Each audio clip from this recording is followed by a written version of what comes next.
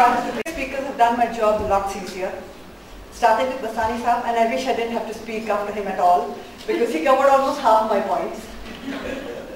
Dr. Kaushal covered globalization, and strictly speaking, all of us were talking about changing worlds.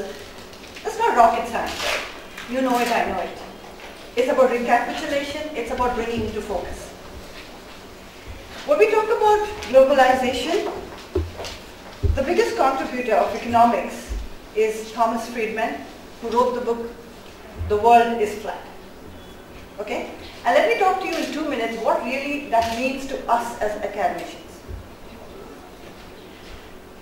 You know, I forgot my manners in all of this. Can I wind back one moment and pay my respects to everybody here? I want to start with Preeti Adani, who's not here in absentia.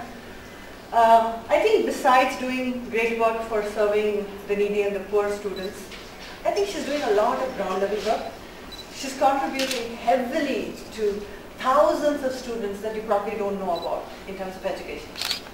I think that's a great job, because unless everybody at a grassroots level has education in our country, we are not going to get anywhere towards developed statuses. For those of you young people in the crowd do not know Professor Vasani. He is the man who really changed the face of higher education in Gujarat. You know, the story of Nirma University is from one room. He's taken it to such a state today that it's on the map of India. Besides being a higher ed turnaround kind of a person, he's been a technical advisor for education to the CM. Very humble man. I've always, you know, he's always smiling when you meet him. I think those are the things that count. If you as a principal is extremely approachable and down to earth, I think you connect right there.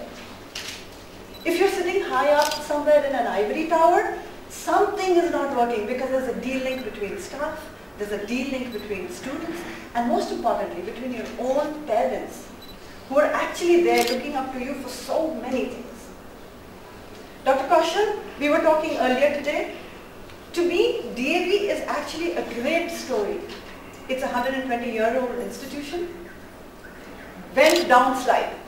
And the best part, when you talk about downsides and they come back with a bang, is because they're doing things that are new, that are innovative. Every old institution has to go down. That's the cycle of life. But what you do with that, how you bounce back, I think that is the success. That's really important. So I'm going to come back. That was my little retract that I took. I'm going to come back now to talk about principal as a CEO. I was talking about Friedman. He says the world is flat. And it is. But what does that really mean? It means that the world is shrinking. A. From large, we went to medium. Now we're going to smaller. But what it means in our context is, forget the economics, forget the multinationals. Only think about this. When we say that the multinationals are taking over the world, we as academicians need to know that our students are going to be those multinationals. Multinationals are not bricks and mortars, they're human beings. And those human beings you are creating in your classroom. And that is your challenge. So when we say that the multinationals all over the world are going to take over, remember that those leaderships you are going to create. The biggest challenge today, I mean, internet has been a boon, but the biggest challenge today is it's been a leveler. You don't have to be rich, you don't have to be in a certain society, you don't have to be geographically located. Internet is at your doorstep. The whole question is, what on earth are you doing about the internet resource? So what happens is, a call center in India is answering a query from UK. Somebody sitting in China, and you don't even know that. You're thinking you're talking about your refrigerator, right? My refrigerator is not cooling enough. Somebody in Bangalore is answering that question. He doesn't know anything about your refrigerator. He has a standard set of questions that he's answering for you. You know what it means to you?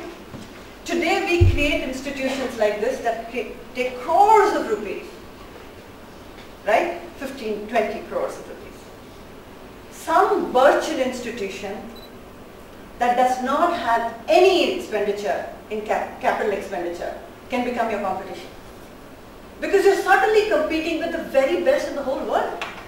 And that could be a virtual university, a virtual schoolroom, which has no human being even in the classroom. The students are sitting scattered all across the world. The teachers are somebody sitting in Toronto, somebody sitting in London, somebody sitting in New York, somebody sitting in Turkey. And you in your classroom have to compete with that global resource. That is your challenge. Only 10 years ago, we didn't have Windows the way it looks today. You did not have 10 windows opening up on your screen and your computer not hanging. Only 10 years ago, you did not have a Facebook. Today, it's the 4th largest community in the whole world. Only 10 years ago, there was no BlackBerry. Only 10 years ago or 15 years ago in India, to get a telephone connection, we had to get a minister's letter. Today, every human being in the house has a cell phone. Only 10 years ago, Google was not heard of. If the world has changed so rapidly in 10 years, can you imagine what's going to happen in the next 10 years? You don't even know that. But you're teaching students for this world and the world that you do not know. And sometimes we are blissfully unaware of this challenge. And when you don't know, you're happy. That's the situation of education today, not in India, in a lot of world. I don't think the whole world as a whole is ready for this kind of challenge. Like Professor Basani said, did we teach in the classroom the technological changes that's currently happening in the world? Bill Gates was a school dropout, for God's sake. Einstein never cleared mathematics in class 10. So what's going to happen is, I think in every which way direction, horizontal, vertical, tangential, we're just going to connect all over the world. What we're going to go from basically is, we're not going to talk about cutting costs. We're going to talk about growth strategies. We're not going to be talking about who owns the place. Are you covering 9 to 5 jobs? Time zones do not matter. An IT company, they work round the clock. Because 9 to 5 they work in Indian time zones. 9 p.m. to 12 p.m. they work in some other time zone, European time zone. And after that they work in the American time zones. So time has no more relevance. It's not even sequential anymore. So in managing, I liked what both the speakers said in conclusion. Can we ever be ready? Is it possible for us to know how the world is going to change and say that this is the curriculum we're going to teach in our classroom so that we're ready? No. The answer is no. We'll never know. But you know what we can do? We can stay in a state of readiness. We can build capabilities and skills that create students to be lifetime learners. Wherever they are, they're continuously learning. That's the challenge. Creating the being, not here, not downloading academics and curricula. It does not even matter. They're not even going to use 50% of that to create stuff going forward. Everybody, including you, what you preach to your, you know what? As a mom, I have to walk the talk. If there was a disconnect between what I said and did, my child would immediately point it out. And then because I'm not a class teacher, I cannot snub him.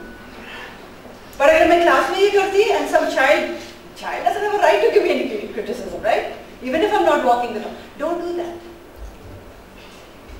At the end of the day, you're a mother in the classroom or a father in the classroom. And when you say something and you don't do that, the child is observing and saying, she doesn't mean what she says.